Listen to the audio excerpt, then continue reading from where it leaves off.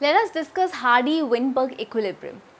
This Hardy-Weinberg equilibrium, or you can call it as HWE principle, it was given by G.H. Hardy and W. Weinberg, right? So, G.H. Hardy and W. Weinberg gave this principle, that is Hardy-Weinberg equilibrium. It is actually a theoretical explanation, right, about gene frequencies. So, what is the main idea behind Hardy-Weinberg equilibrium? They say that they consider population undergoing no evolutionary change. So, there is no evolutionary change in a population. They consider that population in which there is no evolutionary change. Now, what happens when there are mutations? Means when there are genes that are changing, there are mutations. What is going to happen? This is going to bring in new genes or delete some genes, right?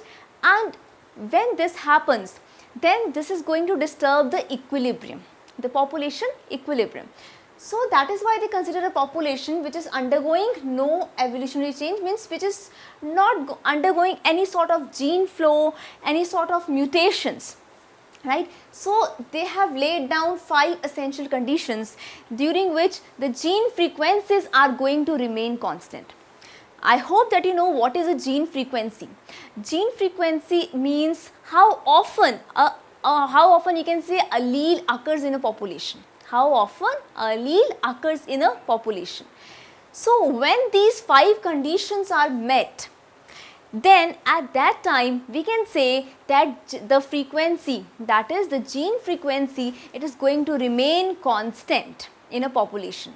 So, let us first of all discuss what are those 5 essential conditions that need to be met according to Hardy and Weinberg.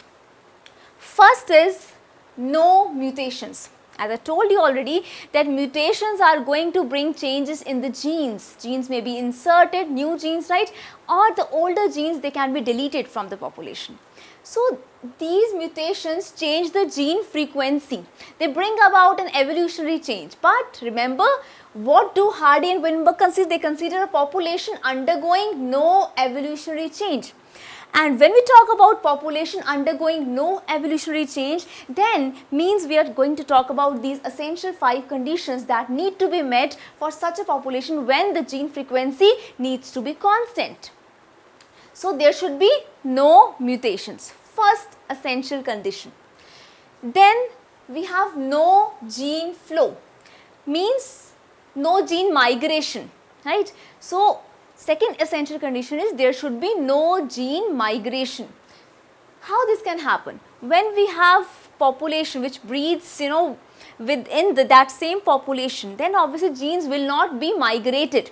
But if there is some sort of outbreeding, then the genes are going to migrate.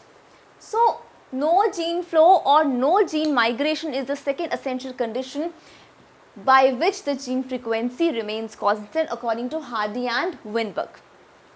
The next we have no genetic drift, right. You already have an idea about genetic drift. So, because of some natural calamity or some sudden event, if there is a sudden decline in population, right, so this should not be there. So, no genetic drift. Then obviously no genetic recombinations also, no gene recombination. Then no natural selection.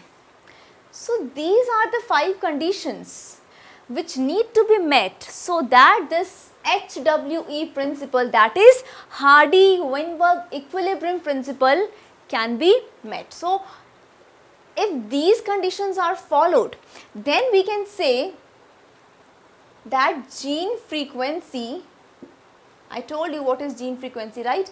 If these conditions are met, we can say that gene frequency remains constant. What does it say? That gene frequency remains constant. Now, Hardy was a mathematician. So, he gave some mathematical calculation to explain this principle, this HWE principle. So, for that it is considered, let P be the frequency of allele A. So, we have 2 alleles, the dominant one and the recessive one. So P is the frequency of allele A and Q is the frequency of allele, this recessive one, right. So we have, if we write this uppercase letter A and uppercase letter A, so it is equal to P square. If we write lowercase letter a, so this is equal to Q square. As I told you that for this allele we have P and for this allele we have Q. So when we have this pair, then this becomes P square and Q square respectively. After this, if we have a heterozygous pair, means we have both uppercase one and the lowercase one, means we have both dominant one and the recessive one. Now this is a heterozygous condition. So we'll have 2PQ, right? We'll write it as 2PQ. So what does Hardy-Weinberg equilibrium say? That this gene frequency is going to remain constant when these 5 conditions are met. So we'll actually express it in a way. If we talk about the allele frequency, we'll say we have P square plus 2PQ plus Q square, which is equal to 1. Now what is this P square? P square is homozygous dominant genotype. Then we have Q square, which is homozygous recessive genotype, and we have 2PQ, which is heterozygous genotype. It is equal to 1 means sum total of all allelic frequencies. Now this says that the gene frequency is going to remain constant when these 5 conditions are met. Then this explains the allelic frequency. If you want to explain the genotype frequency, then we have P plus Q is equal to 1, right? We have P plus Q is equal to 1, which explains the genotype frequency, which is going to remain constant again when we consider a population which is undergoing no evolutionary change.